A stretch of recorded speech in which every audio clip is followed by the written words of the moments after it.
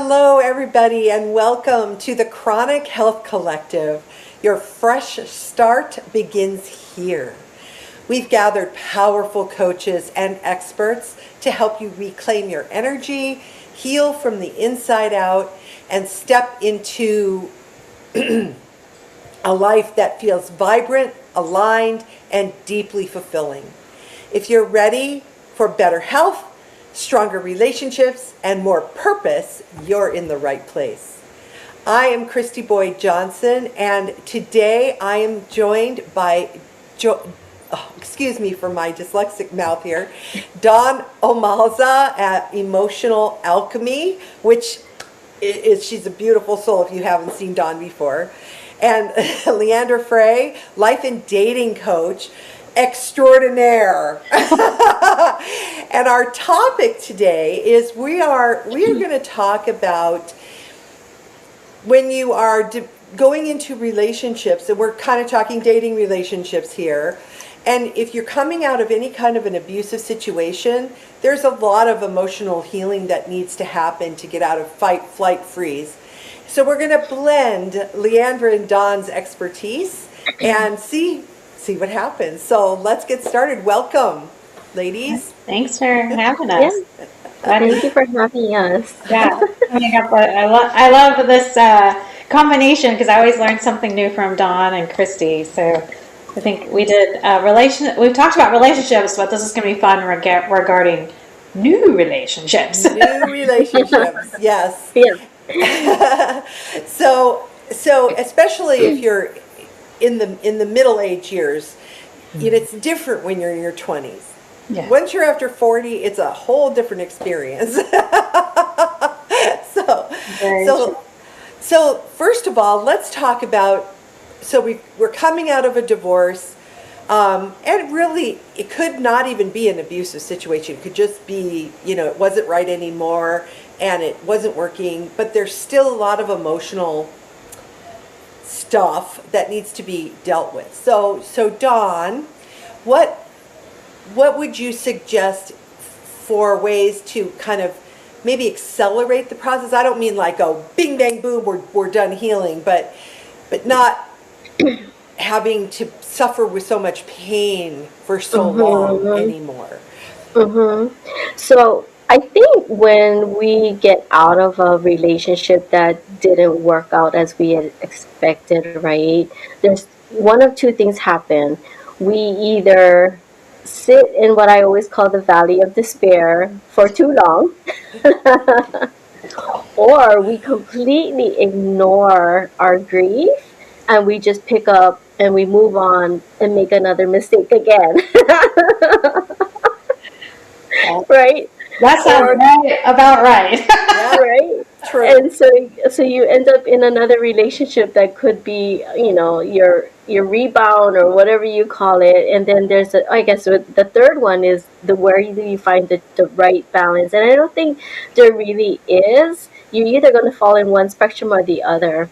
So either way, I would say, the first thing that we just have to allow ourselves is to really let us feel and grieve that detachment, right? Because it's just been a part of our lives. And even if, depending on how that conversation went or how that breakup ended, once you're alone by yourself and you realize that person is never coming back or walking through that door again, and you're going to be having dinners alone and going to birthday parties or family dinners by yourself, and you're going to have all these people asking you those questions, that's when it really hits you. And so we just have to allow ourselves to have that time. And I also think that it would be good to, you kind of know when something is going to end, so give yourself that emotional prep to know what is going to happen on the aftermath. If you're not mentally ready for it, I wouldn't say stay, but give yourself a little bit more time to work on that part so that you can handle that additional stress. Because even if it's just between you and one individual, we sometimes forget it affects everyone else's lives around us. Yeah. So just giving yourself that time to grieve, go through the process, or, number one, prepare yourself for what's to come, so that you don't doubt yourself and the decisions that you've made that led you down this new path, right? So that would be my thing, is just giving yourself that time. The other thing I would say is, know who you are, and that's why, personal development is an ongoing process. It's not something you just do when you hit rock bottom, pick yourself up, and then you function again. Like, you just have to always be prepared for no matter what situation, because sometimes you never even know when it's gonna hit you, and it's just like you think everything is peachy keen, and next thing you know, this person just turns their back on you and they're like out the door. So yeah, I mean, those are my two things to just get yourself started, and then of course there's so much other stuff we can deal with and advise you on. Yeah. I love giving yourself the space to grieve. I think it's hard for people coming out of abusive relationships to think in terms of grieving, because there's this pressure that you should be feeling so good to be away from the abuse, which you might, in fact. But it also might go like this, where sometimes you feel good and then other times you're grieving, but we have to acknowledge that we're grieving the loss of something maybe that we thought it was going to be, and then it turned bad. And give ourselves credit for having the strength to leave the situation. Yeah, and when we say we've lost someone, when we use that frame of losing something, then our bodies instinctively want to go look for it again. Oh, That's interesting. that's a great point. Yeah. How can we reframe that? Yeah. I don't know, a new beginning. I don't know, but I haven't figured that one out. But it's the same like when someone says, "Oh, you go on a diet, right?" And I lost weight, and people, they do well, and then they fall off the tracks, and then they regain that weight again. It's because of that frame of losing something within yourself. And so we have to find that word a different perspective, so that we don't think we've lost something that actually was good for us to have detached from, right? Yeah. Choosing to let go, Yeah. maybe? Something along those lines? Yeah. Sometimes I'll say honor the memory of what you had versus I lost. Yeah, that's a good one. Yeah, a lot of people forget to honor the memories that were there, good or Right. because there were good memories. A lot of these marriages, we focus on the bad, but then we're like, I lost this, or I lost my house, or I lost, right? They go on this thing, and I'm like, also, yeah, you're grieving, but also remember the time and honor The journey, the good stuff. Yeah, I Because agree. they just say, oh, the 20 years was gone, and I'm like, that's not true. Yeah. But it's easy because that language is pervasive. Yeah. Yes. Yes. So we're going to turn that around on this show. Yeah. It is true. But I was going to echo a lot of what you said, the two spaces that I find, especially on the dating side, it's exactly those two spaces. The valley of despair, where people come out of, and they stay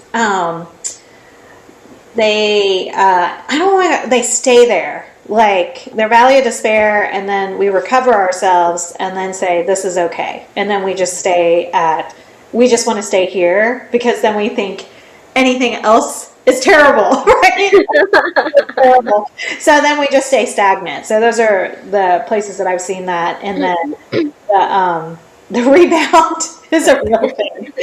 So I was just telling someone that was close to me that's going through a divorce, similar to what you just said, Dawn. It looked like it came out of nowhere. And, they were just kind of, the rug was pulled from underneath them. But it was a guy, and I was telling them, I was like, give yourself a year from after the date of the divorce, right? And I said, not while you're separated, not while you're waiting for the papers, Not when you think y'all have been separated and waiting for the house to sell. I was like, you wait a whole year or you're going to end up in a relationship that is not the right one because you were busy on the rebound trying to make yourself feel better when you haven't spent the time to what you were saying, Dawn, to really grieve and say goodbye and honor the memories of what they had. But he was like, okay, I'll try. First day. I was like, I promise you, but I was like, no one else is going to tell you, but I'm going to tell you. So it's tough. It's tough. I wonder, do you think it's tougher for men than it is for women to do that? Yeah, yeah, it's tougher. What'd you say? It's tougher for men to wait a year? Oh, yeah. Wait a year. I mean, I might as well have been talking to Greek to this guy. And yeah, I've had other men where they ask me for help, and I say, are you divorced yet? Or this thing signed? Well, but I met this really nice lady. I'm like, I don't care. But yeah, it's instinctive. It's very instinctive. So to go just find the next person, and you would see it in high school, right? Like who recovered faster because everyone's is out there to see. And now you're grown up or in your 40s or whatever, but you can. It's not. I mean, it's not for everyone to see, but that instinct is still there to who can be married faster, who can be dating faster, and men are competitive, and some women get in trouble too. Don't get me wrong, but yeah, when you ask that question, poor guys. But I think it's an ego-driven thing too when it comes to the males, and it may not be for everyone, right? But it's like the quicker that they can rebound, it's like that's their way of revenge to the person that did exit their lives to say, "I'm fine. You didn't hurt me. I'm fine. I moved on." yeah, exactly. And you really didn't, and then you go into another relationship, and you're trying. You know where you've faulted in the previous one, and so when the new person comes along, you paint a fake facade of yourself to right those wrongs, and then years later, and you're like, oh, guess what? This is not who I really am, or even months later. And consider the damage of that, because the new relationship doesn't know that. And so and then there's the damage to yourself for not acknowledging and working through and healing yourself, and then the damage to the other person. Or in the case of leaving a narc, they just jump it back in with another narc because that love bombing starts, and that's what they're used to, and they feel it, and so it's come on. Well, and especially a woman, I don't know, but a woman would be more susceptible to a narc if they were married to a narcissist, and then they don't take the time to recover. Then they're going to go back to that same pattern and be easily susceptible to attracting that again when to be there. So because they probably haven't even recognized that they were a victim of someone who's a narcissist. And men, and I'm going to use my own brother as an example. He's on his third. He leaps right back in, and his rebounds are narcs too. And he never took a moment to heal anything. And the pain killing of being in another relationship he couldn't deal with it, and now he's and the other thing about men is they don't believe they can be brainwashed. Or at least in his case. I didn't even think about that. I can't be brainwashed. You're crazy. Okay. Yes, I would agree. So with men, generally speaking, not all men, but there is an ego attached. We all know that. All right, ladies, let's take a pause here for a quick break, and when we come back, we're going to go a little deeper into this topic. So stay tuned, everybody. Hi, I am Leandra Frey. I am a life and dating coach. I help women that have gone through a divorce, widowhood, or if it's been a long time since they in a relationship, I help them get back on their feet, gain courage and confidence to get back into the dating world and find the love of their lives in 6 months or less. The reason I do this is, having been divorced myself, I have been out in the world, the dating world, what I would call the gauntlet.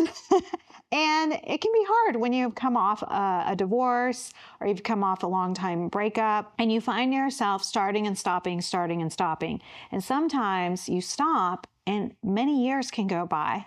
And so what I'm here to do and help you is to help you along the way so that you don't give up on yourself, and that we learn to create resilience in your dating so that you can keep going and not waste 5, 7, 12 years of your life thinking there's no one out there for you. There are many people out there for you. There is someone looking for you today. So that is why I do what I do, because I love bringing people together, because we are all created for love and connection.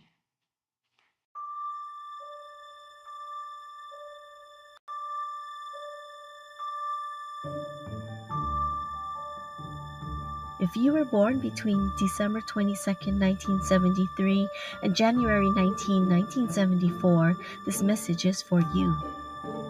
You're entering one of the most powerful energetic windows of your lifetime, your Chiron return. The Chiron return is a cycle where the wounds we've carried for decades rise to become our greatest wisdom. 2026 is your year of preparation, a time to release what no longer resonates, rebuild your energetic foundation, and with your truth, because in 2027, everything changes. I'm Dawn, and I'm just like you. I've lived the perfectionism, the control, and been accused of being emotionally detached. And I've learned that they were never flaws, they were survival codes. Now they're being rewritten. We'll use tools like quantum evaluation, creative emotional wizardry, and principles of parallel realities to help you shift timelines, from exhaustion to embodiment, from structure to sovereignty. 2026 is a year of preparation, and 2027 is the year that everything changes. And you, the Capricorn women born in 1974, are the architects of that new era. I'll see you in my Zen Heart community as we realign, recalibrate, and get ready for what's unfolding.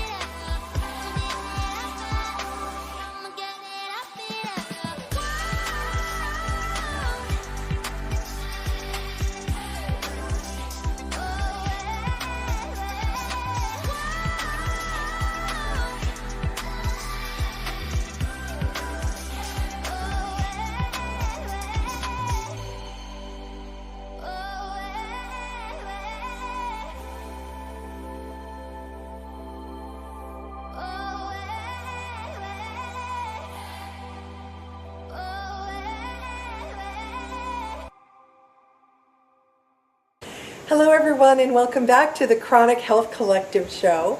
I'm here with the amazing ladies Dawn and Leandra, and we are talking about relationships, healing, and moving into something better.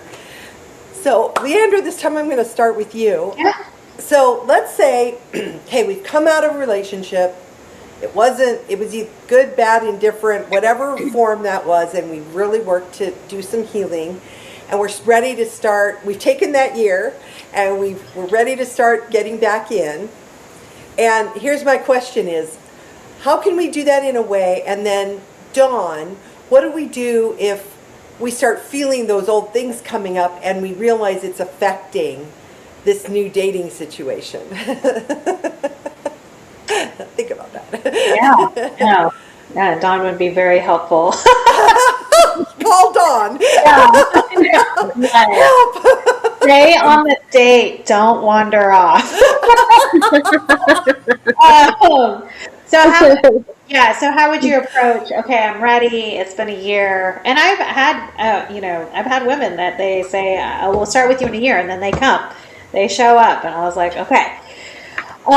So yeah, I think, the first thing is going to be values, right? We're going to be looking for values. Most people want to start with what didn't work, right? They'll say, well, this didn't work. And so we have to gear their brain, very similar to what we did with losing, right? Is what do we want to gain? Who are we looking for? We understand what didn't work, but we still want to be putting our brain on what are we looking for? And so, so that's values, but also I call them green flags, right? Our brain is and again, I wore this green, and my article this month is about green flags. So how can we start getting our brain to look for what is aligned with who we are, right? And doesn't align with the past, because we want to go toward the past, and that's probably where Dawn can speak more to, but learning to identify what is working. Now, part of the issue with, especially when we've been dating someone narcissistic or we're coming out of an abusive relationship, is there's been some drama. We've been on the cycle that does this, right? We're like, oh my gosh, right? We've been on that. And we haven't learned to even equalize our equilibrium. Like, just, hey, how do we just be normal? Like, have a normal life. And so we might end up dating someone that is normalizing, right? Is a normal guy, a normal person. But our brain won't like it, because we're so used to the ups and downs of like, oh my gosh, our past, he was shining his light on me, or he was pissed, or I'm walking on eggshells. And finally we have someone that none of that's happening, right? And it almost is boring. It almost looks boring. And the problem with that is, like, that's the part where we might be missing it. That's a green flag. We have someone that is, consistent, steadfast, all those things, right? So one of the things that I try to teach is, like, let's look for the green flags. Let's look for who is honoring their word, who really means what they say. And I know we want to look for, okay, they're not love bombing, not doing the not things, but let's look for the things that they are doing well, right? Versus the negative things. And the work that, so we kind of miss the boring, and we equate it with, there's no spark, right? A lot of times women will be like, there's no spark, and I want to go blame the romantic comedy industry on all of that. Yep. So Kristy and I have had past conversations where, like, the Hollywood version of love. I know. I'm like, this is not what we want, right? We want steady and boring. But so the thing is, sometimes our brain is so geared toward the drama that we create it, right? And so, Dawn, this is where probably we'll need your help, but I've had women where something will go wrong on a date, like, everything is going well, and then something will, like, the person will say something, they'll do something, and then they're out. They literally are like, oh, my phone's ringing. It's not ringing. Checked out. And so I'll be like, wait, how long did the date last? They're like 20 minutes, and I'm like, oh my God. And sometimes they're valuable. There's some things where, okay, we need to end a date. That's not a problem, but we also need to, like, okay, how can we move through that discomfort and keep willing to find out if this person's the right person? Because we make that one negative thing control the person. And a person is multifaceted. People we have different dynamics all the way. Leandra, we've lost your audio. It's very, very faint. Oh no, I don't know what happened. Oh, you're back. There. Oh, I moved away. Sorry, guys. Okay. I was just saying, like, what would be valuable to Dawn is, like, how can we not, like, check out of a date, right? And, like, now, I get there's times where it's like, this person's not the right person, but we still need to investigate and get to know someone before we say, oh, that one negative thing is their only thing, right? Mm-hmm. Because we're not also we're not very good either. Like we have some things that are not so nice because we're messy human beings, and how to like move out of that and say and learn to ask the right questions, because sometimes we'll attach meanings to things that aren't happening. So, but yeah, learning. I always say learning to be curious on a date instead of assigning our past to it. Oh, I like that. That's future looking. Yeah, yeah. And I think the challenge is that before we even start to date again, I think if we really are prepared for it, we have to be fair to the next person that we're welcoming into our life. So already we know for 100% what we don't want out of the next relationship, right? Or even the individual.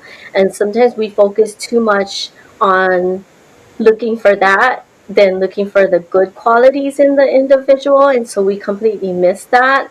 And then, but if I were to ask the individual, well, what is it, what do you want out of your next relationship, if you cannot even answer that, you should not be dating. True story. Take Right? longer than a year. Yeah, then you need a little bit longer than a year. And getting into the emotional in your body, like check in with your body too. Yeah. Because it's like, if some, because your friends or whoever, your family, they're going to be like, oh, I know so and so, they might be a good match for you. And then kind of check in with your body and feel like, where do you, in your body, you feel a sensation? Like, is it in your heart? Is it in your gut?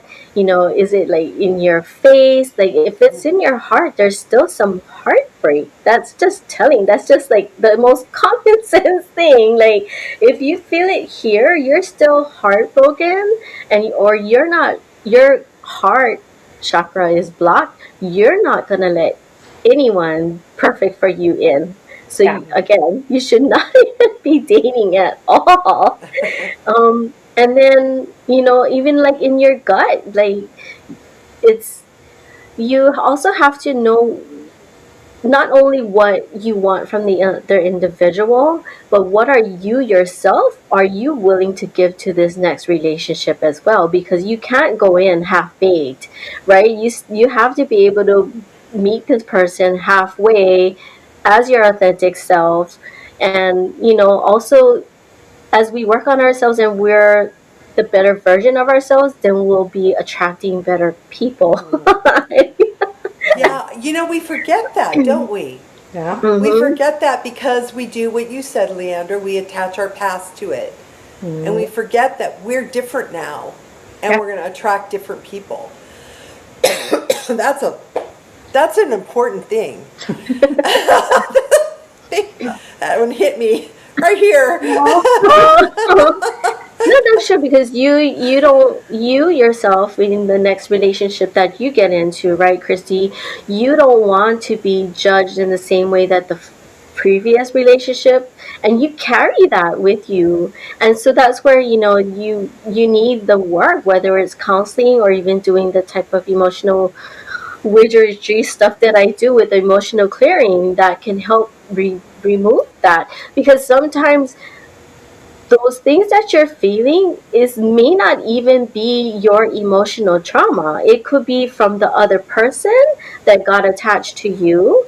It could be trauma from even your ancestors, some kind of trauma that your mother, and it's carrying with you. Our organs have memory. That's why they talk a lot now about heart coherence, is because they have studies where this one gal who got a heart transplant right before, the person that she got the heart transplant from actually was sexually abused by someone, and that's how she lost her life. They transferred the heart over to her. The heart had memory in that, and when she awoke, she was having all these nightmares. And so they asked her to draw, they give the image of the person, and it was of the person that abused that gal. So if it can work that way, so when you read about stuff where you inherit things from your ancestors, it's in your DNA. Yeah, it can. It's all emotional energy. And so, yeah, I mean, okay, we're kind of getting a little bit metaphysical here, but Yeah. No. So maybe I'm just giving you another excuse to feel, it's okay to feel crazy. I know. No, but that's good. And by the way, when you talked about the heart coherence, my mom, she had a lung transplant of I think it was a 19-year-old, and he had never. Apparently, he drank. He was a football player, but he had a lot of coffee. He liked coffee, and my mom never drank coffee. And all of a sudden, she had this. She had this new craving that she had never had before. Now that was a simple one, not as much as I've heard that part of that story, but. When you were talking about the heart, if we're ready, I have this monthly in-person dating Q&A where women come and talk if they're ready and prep them if they're not, or if they had a date, we deconstruct it. So it's a great support community for women. We had this one that she'd been coming for a while. She was like, I'm not ready to date, I'm just here to get a feel for everything. So we're like, okay, cool, like not a problem. This is where you get support. And finally she opened up. It's almost a year, maybe 2 years from her divorce. And she asked a question that was, well, how do I know if I'm ready to date? And then she went on to describe her ex-husband had moved down the street from her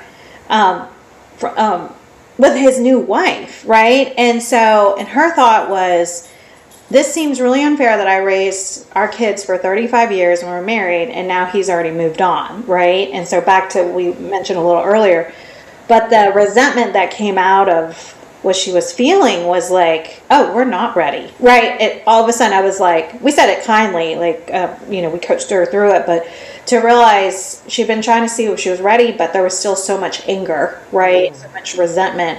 And so we were able to gear her toward, like, that's the part that you're now going to work on. Not just the recovery of trying to upend, because when you go through a divorce and there's kids involved and you're moving away and you're trying to start a new life, that's its own trauma. That's its own trauma. And then to even start thinking about, are we ready for the relationship? So Dawn, when you were talking about the heart, like literally she was touching our heart. You could feel the anger. But that was the part she had not had a chance to work on because we were doing all the other things. She was doing all the other things. And now we had moved into a state of, hey, I think this is the final thing that we need to work on to get to where she really wants to be. But it's like layers, right? Layers, and learning to check in on asking the question, and exactly what Dawn said is check in how you really feel. How you really feel. That, anger is a fooler. Because I've talked to people and they feel like they're stuck in anger and they fight it. They're like, I'm somehow wrong because I'm still so angry. But we have to remember that underneath it is fear, guilt, shame, whatever might have happened. And a lot of abuse survivors feel like shame and guilt that like somehow they were the cause of it, or how somehow they were wrong because they stayed or whatever. And but they finally get to anger, and then they think they're bad. And I'm like, no, anger's a level up vibrationally. When you get to anger, that's good, because now you're getting into where your boundaries were violated, and you're starting to get clear on what you're saying is, what do I actually want? And I'm clear on that I didn't like this because I'm angry. So now let's move. And that's how you move past it. But people fight it like, I can't be angry. I'm not allowed to be angry. And then talk about a sticking point. Because you carry that around, and you'll blow up every time somebody looks at you cross-eyed. Yeah. And some of it is like the one fellow I was telling you that just the rug was pulled from underneath him. He's in shock right now. Like, the anger hasn't even hit. And right now he's on survival. Like, they're having to sell the house. He's having to move, do all these things. And I was like, and he's all like, no, just talk nicely about her, blah, blah, blah. And I'm like, okay, that's great. Like, great. But in my mind, I'm like, well, that exactly what you said. He's trying to, make things bow tied. But I'm like, this is a very big event that just happened. And so, he's usually a Mr. Nice guy. So the idea that he would be angry, I'm sure, is foreign to him. But he's going to have to experience it, right? And a lot of people don't. They think it's something terrible, and it's not. It's a cue. It's an absolute cue for us to go look what is causing this. Yes, absolutely. Well, this conversation is really juicy, and I'm having so much fun. But we're going to take a quick break, and when we come back, we'll go even deeper with this topic. So stay tuned, everybody.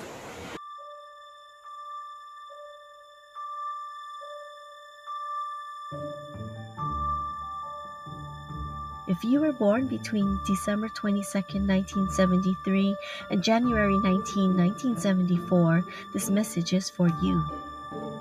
You're entering one of the most powerful energetic windows of your lifetime, your Chiron return. The Chiron return is a cycle where the wounds we've carried for decades rise to become our greatest wisdom.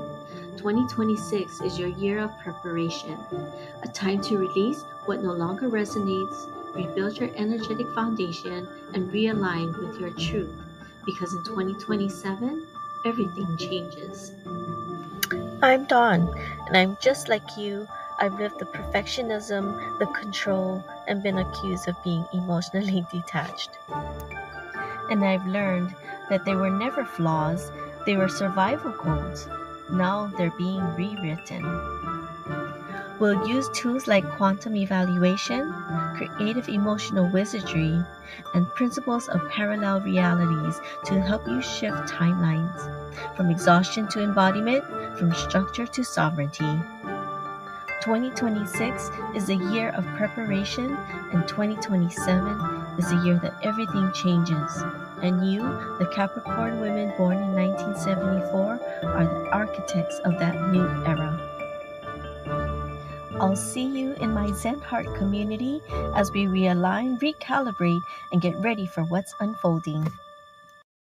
Hi, I am Leandra Frey. I am a life and dating coach. I help women that have gone through a divorce, widowhood, or if it's been a long time since they've been in a relationship, I help them get back on their feet, gain courage and confidence to get back into the dating world and find the love of their lives in 6 months or less. The reason I do this is having been divorced myself, I have been out in the world, the dating world, what I would call the gauntlet. And it can be hard when you've come off a divorce or you've come off a long time breakup and you find yourself starting and stopping, starting and stopping. And sometimes you stop and many years can go by. And so what I'm here to do and help you is to help you along the way so that you don't give up on yourself and that we learn to create resilience in your dating so that you can keep going and not waste 5, 7, 12 years of your life thinking there's no one out there for you. There are many people out there for you. There is someone looking for you today. So that is why I do what I do, because I love bringing people together because we are all created for love and connection. Is your skin aging, dry, tired, and dull? Are you putting on more and more makeup to cover the fine lines and flaws? Now you don't have to. Coolness Skincare, developed by a middle-aged woman just like you. 2 years in formulating. Pearlescent face and eye serum cream with Schisandra berries and dragon's blood extract for your face, eye, and neck. And the vegan version, Deep Love Face Cream. Powerful blue tansy. This face cream is everything you are looking for. Feel your beauty. Visit coolness.com or scan the QR code for more information. Hello, everybody. Welcome back to the Chronic Health Collective. I'm here with Dawn and Leandra, and we are going deep into healing old relationship wounds and being able to grow into new relationships with, that fit and are more authentic for us in our new life. So I was thinking about what you said. Well, we've talked about letting go, and we were just talking about how our emotions and our body can kind of help us with that.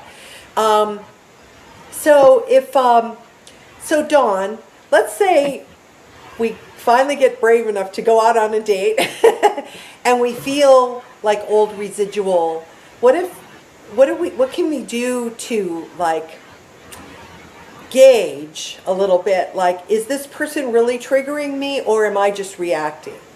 Because, am I really seeing a red flag here, or am I just reacting out of an old pattern? Is there a way we can sort of check in with ourselves and calm it down before we either run out of the restaurant or go to Vegas and get married?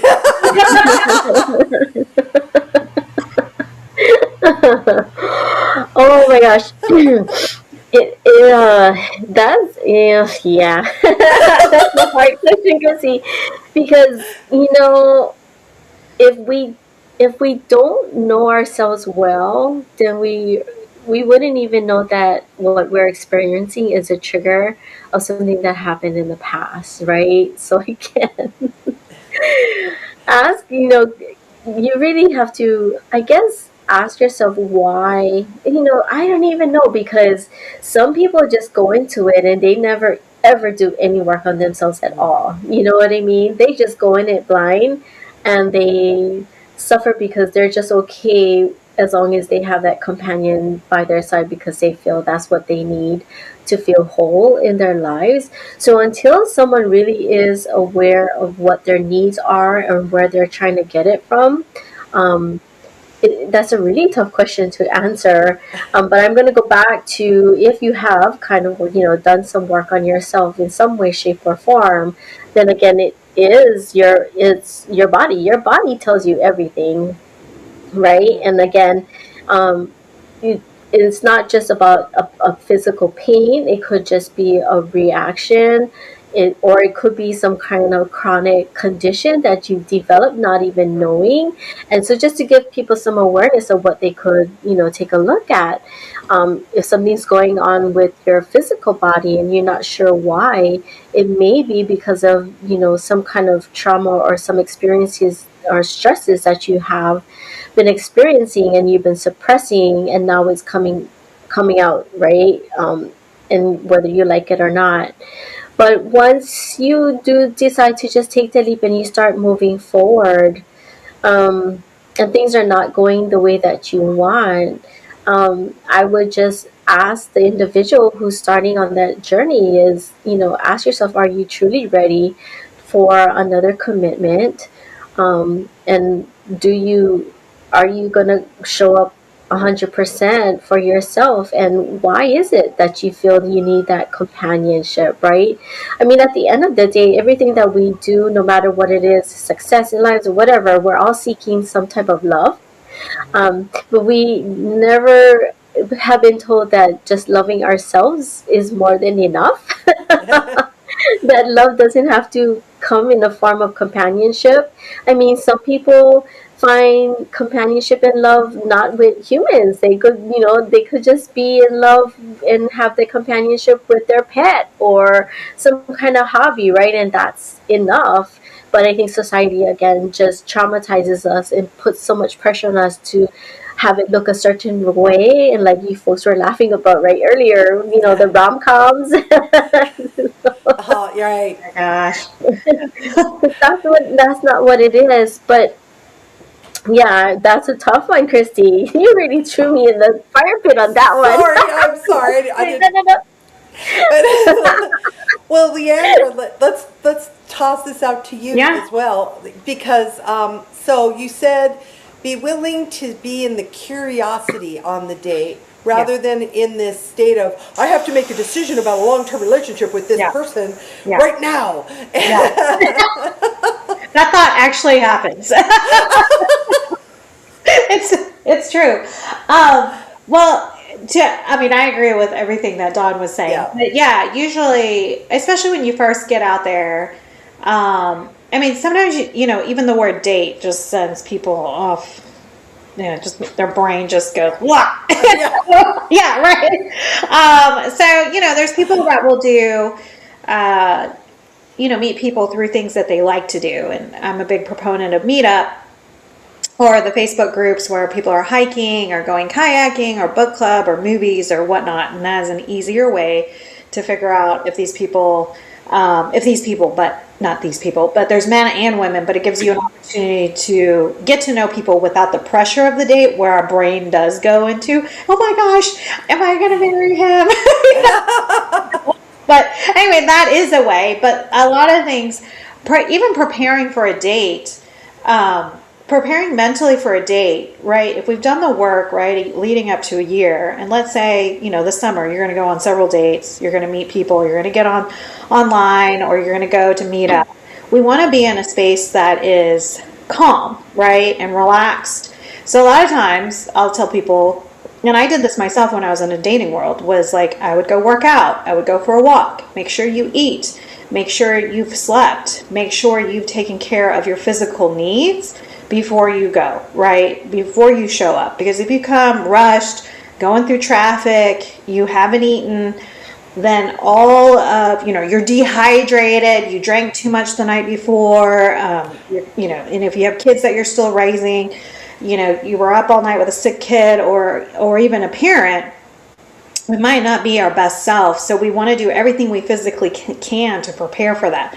So I even say, speaking of pets, I'm like, take your dog for a walk, rub his belly or her belly, right? Pet your dog, like oxytocin. You talk to your dog and say, I'm going to have a great date. My dog is next to me. What do you think? Yes? Okay, great. Right? And, you leverage all your resources when you go. And then a lot of times I'll tell people, for first dates, we're not going for any more than 90 minutes. 90 minutes, you're out. Even if you're having the best date of your life, you put that timer on, alarm, whatever you want to call it, and then you say, I had a great time, must go, just to relax your nervous system, because your nervous system is already naturally up, and if you're coming from an abusive relationship or still in the past, that will help kind of calm the nervous system. Now, and then catch the thought every time you say, oh my gosh, what is this going to mean in 5 years, right? Yeah. But to that, we were guilty of this in our 20s, maybe as teenagers, is we would go on a date and our parents would make fun of us, and we would be planning our wedding, right, on a first or second date, right? And we would, and our parents would tell us, oh my gosh, you don't even know this guy, and you're already wanting to have babies with him, and you're like, but mom, but dad, right? And we forget we did that when we were younger, but we tend to do the opposite older. And we're like, no way. So anyway, so just be on to what your brain is doing, but there's some physical things, and those are some physical things that you could do to start coming from a space of curiosity. And then the last thing I say is go with 3 great questions that puts them at ease, and things that you would want to know, so you can get to know the person, not at that surface level of what do you do for a living, You can say, what are your 3 great accomplishments? Things like that. What are your 3 favorite movies and why? What's the latest book that you read? Right. Those are easy questions, but it gets it going, Yeah. So. What is something totally weird and unexpected that happened to you that, that was presented it wasn't a date, but it was a great icebreaker for you. And you'd be surprised. I mean, people, and if you go prepared, some people think, oh, I shouldn't be prepared, but I mean, dating is the same way as networking or building rapport. That's all you're doing, right? Mm-hmm. You're asking open-ended questions. I do the same thing, when I'm talking with parents that have grown children and they want to tell them what to do. I'm like, no, not going to do that. I'm going to ask open-ended questions, not leading questions. What answer you think you have? But I digress. That's a whole nother thing. We'll have to talk about that another time. But yeah, that I can see the balance here with what Dawn and Leandra are both saying, because that right there would calm things down, and then when things pop in, like Dawn said, we can check in with our bodies and go, that would be calming enough to know that if it is a red flag, we're not all freaked out. We've prepared. We're calm. We have a time limit. We've got open-ended questions. We're ready to grill. We're going to grill him. Poor guys. I am not serious, but And then if there is a little red flag, it's going to be easier to tell whether it's our reaction to something that may just be an idle comment or something, or if it's like, wait a minute, there's something wrong here. So yeah, this all works together. Well, you gotta do the work and be in perspective, you know. Yeah. In with yourself. Your body tells you so much. Yeah. You know. I also love the But I idea just feel bad. Oh, Go ahead. Go ahead. Oh, No, I just feel bad that there's that expectation that that first date needs to be the end all be all. Oh, and then no one Right. goes on again. I have people that go on a first date and that was like the first date was terrible, and then they don't go on another date for 12 years. And I'm like, Yeah. no, we got to go on multiple boring, dull, terrible, great. You might go on some great dates. Yeah. You know, of course, we don't like the whole like, but I really liked him. He didn't like me. Well, you know, that's why we keep going until we find a match.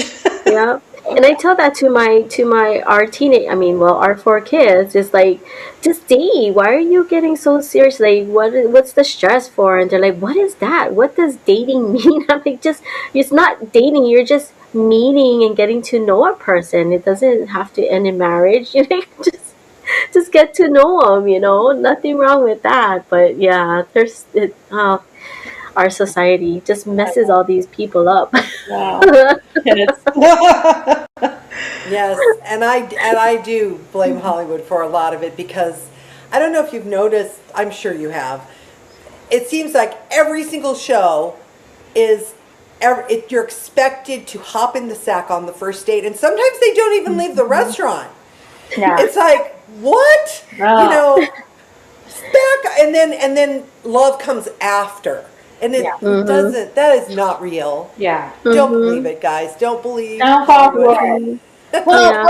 or they make a commitment, or they finally realize they like each other. You know, a couple, you know, speaking of Devil Wears Prada, they finally get it together where they're like, this is the second one. And then they sleep together right after they realize they like each other. But I'm like, you guys they were going at a nice pace. I'm like, why does that have to go right there? Right? Like, that's a whole other topic for It's a whole other topic. But I'm like, yeah, not on the first date. For right now, we're all going to just calm ourselves down and allow ourselves the space to get back into dating in a calm, calmer nervous systems, check in with our bodies, listen and prep. Prep so that we're not spiraling out of control. I love that. Thank you so much, ladies. That helped me. I've been out of dating for a long time. I just said, forget it. Oh no. Kristy, you'll be our experiment. So how can Dawn, let's talk about you first. How can people find you out in the world? They can find me through my website, New Dawn Holistic Health. Or they can email me at info@newdawnholistichealth.com, or on Instagram, which is also New Dawn Holistic Health. All right, that's easy. How about you, Leandra? Yeah, you can find me on Instagram at Frey Coaching, Frey, and Facebook, Leandra Frey, and also my email, freycoaching.llc@gmail. Any of those 3 places you can find me. Also have a website, but I tend to post more on those other 2. So, yeah. Yeah, and I can attest, these women are both very worth, contact them. And I'm Kristy Boyd Johnson. You can find me at narcdetoxclub.com, and watch for the webinar is going to be coming out this week. So anybody who wants to be invited, go on Narc Detox Club and send me an email, or just email me at narcdetoxclub@gmail, and I'll send you the link to the webinar. So thank you so much, ladies. I really appreciate you coming on the show today. Thank you. It's fun. That's great. So everybody, if today's episode spoke to you, don't just watch, take action. Book your free consult with any of our expert coaches at chronichealthcollective.com for personalized support. Subscribe to our monthly magazine for powerful tips from all 10 coaches to elevate your health, mindset, and relationships. Join us live every Tuesday at 7 p.m. Central Time, or catch past episodes anytime on E360 TV or YouTube at Chronic Health Collective. Thanks for tuning in, and your transformation starts with one bold step. See you next week. Yeah.